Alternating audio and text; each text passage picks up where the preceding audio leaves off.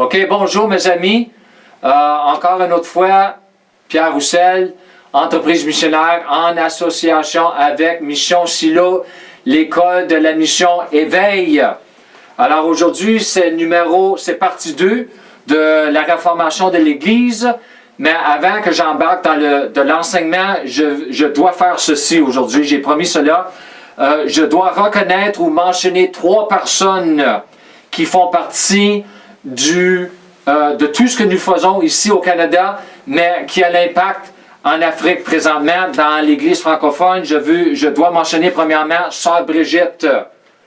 Je te remercie, Sœur Brigitte. Nous allons mettre ta photo, qui fait partie aussi de jeunes chrétiens capables d'influencer le monde, qui habitent à Kinshasa, Congo, en Afrique. Aussi, je veux mentionner mon frère, l'évangéliste Koshingo, que je n'ai jamais rencontré encore, mais je vais rencontrer quand je vais retourner au Congo. Lui, il laboure beaucoup avec Jean Tambou et avec Sœur Brigitte concernant la vision de l'unité et la réforme. Lui, il fait partie de l'Église de la persévérance aussi à Kinshasa, au Congo. Et le dernier ici, c'est que notre frère Koshingo, c'est lui qui m'a mis en contact avec ce frère ici, évangéliste Gédéon, qui fait partie du Mighty Gospel Worldwide Ministries au Angola, l'Afrique aussi, qui fait partie de Télévangile International. C'est une télévision satellite. Et vraiment, nous avons pris le temps dernièrement de vraiment se connaître un peu. Et une des premières fois que nous avons communiqué à travers de Facebook, j'ai dit le mot Gédéon, c'est un terme militaire. Il a dit oui, c'est un terme militaire, et il m'a donné 3 définitions qui m'ont vraiment inspiré et encouragé que je vais travailler avec un homme de cette stature-là. Le mot Gédéon, ça veut dire, c'est l'idée d'un titan, un titan, un battant et un bosseur. On va dire la guerre militaire, la guerre spirituelle. Il est prêt pour la guerre spirituelle. En tout cas, je voulais prendre ce moment ici pour vous introduire. Nous embarquons dans la prochaine partie 2. Nous commençons ici avec, nous avons fini Éphésiens 4, 11. Et là, nous allons continuer avec 1 Corinthiens 12. 1 Corinthiens 12, commençant avec verset 1. Pour ce qui concerne les dons spirituels, je ne veux pas, frères, que vous soyez dans l'ignorance. Ce verset-là est plein de révélations. Premièrement, les mots « je ne veux pas ». En me dire, ce n'est pas la volonté de Dieu. Ce n'est pas la volonté de Dieu. Nous devons faire tout ce que nous pouvons faire pour éliminer l'ignorance. L'ignorance. Le mot « ignorance » aussi est dans ce verset-là. Le mot « ignorance », la définition concernant le mot « ignorance » dans le grec, nous l'avons. Aussi, ça veut dire être ignorant, ne pas connaître, ne pas comprendre, inconnu, errer ou pécher à travers l'erreur, avoir tort. Mais ici, Paul nous dit, il veut que nous ne soyons pas ignorants concernant quoi? Les dons de l'Esprit. Les dons de l'Esprit de Dieu. Dieu l'Esprit Saint. Dieu, l'Esprit Saint, à travers de Paul, dit ces mots. L'Esprit Saint ne veut pas qu'on soit ignorant de ses propres dons. C'est très important. L'ignorance, c'est quoi l'ignorance? C'est un fait de ne pas connaître ou de ne pas être au courant de quelque chose dans un domaine particulier. Dans ce contexte ici, c'est les dons spirituels. Incompétence dans un domaine particulier. Dans ce contexte ici, c'est les dons spirituels. Manque de la connaissance et d'information. Concernant quoi dans ce contexte ici?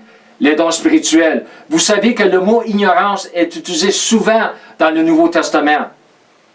Paul, souvent dans ses épîtres, il dit « Je ne veux pas que vous soyez ignorants de certaines choses. » Et dans ce contexte ici, c'est les dons spirituels. L'ignorance concernant la vérité est une violation de la grâce de Dieu. L'ignorance ne vient pas de Dieu. L'ignorance ne vient pas de Dieu. Et je vais prouver cela dans les prochaines notes ici. Parce que Dieu n'est pas un Dieu de l'ignorance. Dieu est un Dieu de révélation. C'est le Dieu de ce monde, 2 Corinthiens 4,4, qui veut qu'on demeure dans l'ignorance quand ça vient dans les choses du royaume de Dieu. C'est lui l'auteur de l'ignorance, à cause de la chute de l'homme certainement, mais à cause de le Dieu de ce monde, petit G, c'est marqué. Il aveugle les yeux des non-croyants. Mais est-ce que vous saviez que le diable, le Dieu de ce monde, est capable d'aveugler les croyants aussi? L'Église est pleine de cela. C'est pour ça que je fais cela dans le contexte de la réformation de l'Église. OK. Preuve de ce que j'ai dit, c'est trouvé dans 1 Timothée 2, 4b. Je l'ai traduit en français, mais ça vient de l'Amplified qui est plus proche au grec. Et augmentant pour percevoir et reconnaître et discerner et savoir précisément et correctement la vérité divine. Alors, ça prouve un verset, et j'ai d'autres versets ici. Ça, c'est un verset qui prouve, qui donne la preuve que Dieu ne veut pas les croyants que nous demeurons dans l'ignorance. Même moi-même, ça faisait 13 ans que j'avais été sauvé. Et en 2007, même un peu avant cela, mais vraiment en 2007, c'est l'année que Dieu a vraiment commencé à m'ouvrir les choses, que j'ai découvert que j'avais encore de l'ignorance dans ma vie concernant qu'est-ce qui m'appartenait en Christ, qui j'étais en Christ, qu'est-ce qui m'appartenait, qu'est-ce que Jésus avait fait pour moi à la croix. Alors, Dieu ne bénit pas l'ignorance. Non. Moi, je dis que l'ignorance, c'est une malédiction. Une malédiction. It's a curse. It's a curse. J'ai dit à celui qui fait les YouTube avec moi, mon frère David ici, je lui ai dit que je pense que je vais commencer à introduire de temps en temps des petits mots en anglais. Parce que je sais qu'il y a beaucoup de monde en Afrique qui connaissent l'anglais certainement, mais qui veulent apprendre l'anglais. Alors, je pense que je vais commencer à faire cela un peu ici et là. Alors, nous avons lu 1 Timothée 2, 4b. Et aussi, je veux partager un peu mon témoignage ici. L'Éternel m'a dit une fois, il me l'avait dit en anglais, mais je vais le dire en anglais, vous ne pouvez pas avoir la foi pour quelque chose que vous n'avez jamais entendu. You can't have faith for something you've never heard. C'est ce qu'il m'a dit. Je me rappelle où j'étais en arrière dans la cour. J'étais en train de prier en langue. Oui, j'étais en train de prier en langue et le Seigneur m'a fait voir cela. Il m'a dit cela. Alors, ici, j'ai marqué Romains 10, 17. Ainsi la foi, quelle foi? La foi de Dieu. Le monde a sa propre foi. Le monde croit. Le mot foi, le mot croire, c'est la même chose. Nous avons le mot pistis et le mot pistuo. C'est le grec. Alors, le monde croit beaucoup. Il croit beaucoup de choses. Il ne croit pas en Dieu, mais il croit que Dieu n'existe pas. Mais d'après nous, nous croyons dans le Dieu vivant parce que nous avons été renés de nouveau. Alors ici, ainsi la foi vient de ce qu'on entend et ce qu'on entend vient de la parole de Christ. Et le mot parole, dans le grec, c'est le mot rhéma. Quand Dieu te parle.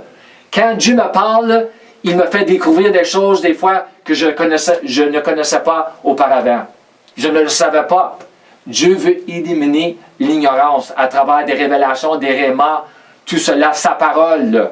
Le plus que nous méditons la parole, le plus que nous allons éliminer l'ignorance dans notre vie. Spécifiquement, quand nous méditons la parole dans son bon contexte. OK? Alors, nous avançons ici avec 1 Corinthiens 12 encore, mais ici, nous avons versets 4, 5 et 6. 4, c'est « Il y a diversité des dons, mais le même esprit. » 5, diversité de ministères, mais le même Seigneur. 6, diversité d'opérations, mais le même Dieu qui opère tout en tout. OK? Alors, un mot clé ici, c'est le mot diversité. Vous avez le mot grec là, mais le mot diversité, ça lui dit de distribuer, distribution. Aussi, ça le mot ici, division, mais pas dans le sens de la division dans l'Église. Non. Il a dit division des dons qu'il a divisé entre chaque croyant. C'est ça le contexte ici. Numéro 2 ici, distinction, différence et diversité. 3, en particulier, distinction de ce qui différencie les personnes. Et c'est ça le mot-clé ici.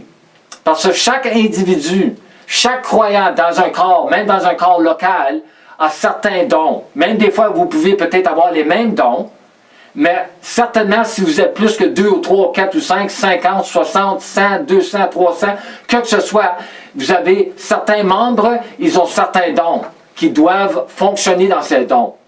Ils doivent fonctionner dans ces dons. L'Esprit Saint veut opérer ces dons à travers de chacun de nous. Et c'est là que nous avons besoin de l'encadrement. C'est ça, Éphésiens 14, que nous avons parlé auparavant dans le premier vidéo, partie 1. Alors ici, les 3 mots, don, ministère, opération, sont tous dans le pluriel. En voulant dire, il y a plusieurs. Wow! Écoutez ça ici. Il y a plusieurs dons. Verset 4. Il y a plusieurs ministères. Il y a plusieurs opérations. À cause, c'est dans le pluriel. OK? Tout dans le pluriel. 1 Corinthiens 12 encore, nous avançons à verset 7. Or, à chacun, ça c'est un mot-clé ça ici, à chacun la manifestation de l'Esprit est donnée pour l'utilité commune. Premièrement, le mot chacun, à chacun des croyants, chacun des membres du corps du Christ. Numéro 2, le mot manifestation. Nous avons la définition ici qui a l'idée de faire visible. Démonstration. Dieu qui est invisible veut se faire visible.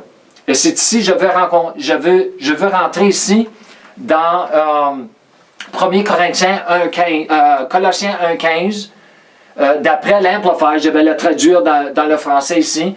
Jésus est le représentant visible du Dieu invisible. Si vous voulez la preuve que Dieu veut se faire connaître à la race humaine sur la terre, c'est à travers de son Fils Jésus-Christ, d'après Colossiens 1,15. Aussi, si vous voulez avoir la preuve que ce n'est pas la volonté de Dieu que nous restions ou que nous demeurions dans l'ignorance, c'est trouvé dans Colossiens 1,8. 1,8 et même 1,9. C'est pour cela que aussi, depuis le jour où nous l'avons entendu, nous avons été informés, nous ne cessons de prier Dieu pour vous et de demander que vous soyez remplis de la connaissance de sa volonté. Remplis de la connaissance de sa volonté. Il n'y a aucune ignorance dans ces mots. Il n'y a aucune ignorance de sa volonté en toute sagesse et intelligence spirituelle pour marcher d'une manière digne du Seigneur et lui être entièrement agréable, portant des fruits en toutes sortes de bonnes œuvres et croissant par la connaissance de Dieu. Croissant par la connaissance de Dieu. Il n'y a aucune ignorance quand tu vas croître dans la connaissance de Dieu. Parce que la connaissance, c'est l'envers de l'ignorance. C'est le contraire. Vous voyez cela? Vous voyez cela? OK? Nous avançons ici. L'utilité commune. Une autre définition ici pour le mot grec ici. Ça veut dire porter ou apporter ensemble, supporter ensemble ou au même moment, contribuer dans le but d'aider, être utile, être profitable, être expédient. Ça, c'est le mot utilité commune. Alors, vous voyez que les dons, Dieu veut se servir de ses dons. Les dons, ça ne nous appartient pas. C'est à lui ses dons. C'est lui. C'est son esprit. Ça appartient à son esprit. Mais lui, il veut se servir de ses dons. Pourquoi? Pour l'utilité commune du corps du Christ. Ça fait partie de l'unité, certainement. Alors aussi, c'est l'idée ici, généralement traduit par être avantageux. Les dons doivent être avantageux. C'est ça, c'est la raison que Dieu nous a donné ces dons. Pour être avantageux dans l'intérêt. Dans l'intérêt de qui? De l'Église, de chaque croyant. Ça aussi l'idée de utile, bon, avantage, utilité commune. Le Louis II l'a bien traduit ici. Qui convient et aussi qui convient à notre bien. Notre bien. Moi, j'ai reçu beaucoup des paroles, des prophéties dans certaines églises. C'était des paroles que Dieu me donnait pour m'encourager, pour foncer dans mes durs temps. Quand je ne voyais pas, quand je me pensais dans un tunnel, je ne voyais pas la fin. Dieu me donnait des prophéties à travers de certaines personnes. Aussi à travers les langues et l'interprétation des langues. Souvent, pour m'encourager, pour que je puisse foncer. Alors, nous avançons ici à versets 8, 9 et 10. 8. En effet, à l'un est donné par l'Esprit une parole de sagesse, à un autre une parole de connaissance, selon le même Esprit. C'est les dons. Verset 9. À un autre la foi, par le même Esprit. À un autre le don de guérison, par le même Esprit. À un autre le don d'opérer des miracles, à un autre la prophétie, à un autre le discernement des esprits, à un autre la diversité des langues et à un autre l'interprétation des langues. Moi, j'ai vu cela souvent dans ma vie. Souvent dans ma vie. Souvent.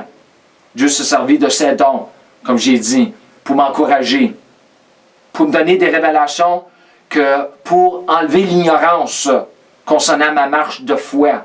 Parce que quand nous marchons par la foi, il y a souvent, nous ne marchons pas par la vue. Nous ne marchons pas par ce que nous voyons ou ce que nous entendons. Non, nous marchons par ce que Dieu nous dit et d'après ce que Dieu nous dit dans sa parole. C'est ça la marche de la foi.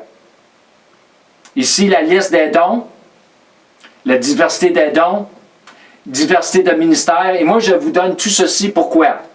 Pour que vous puissiez non seulement suivre les enseignements sur la vidéo, mais que vous pouvez aller à la parole certainement, mais que vous pouvez les méditer.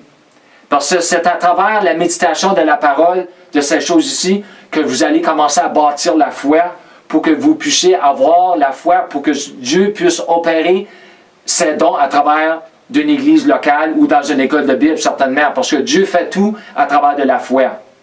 C'est la foi qui met Dieu à l'œuvre. C'est ça qu'il m'a dit en 2007. Faith puts God to work.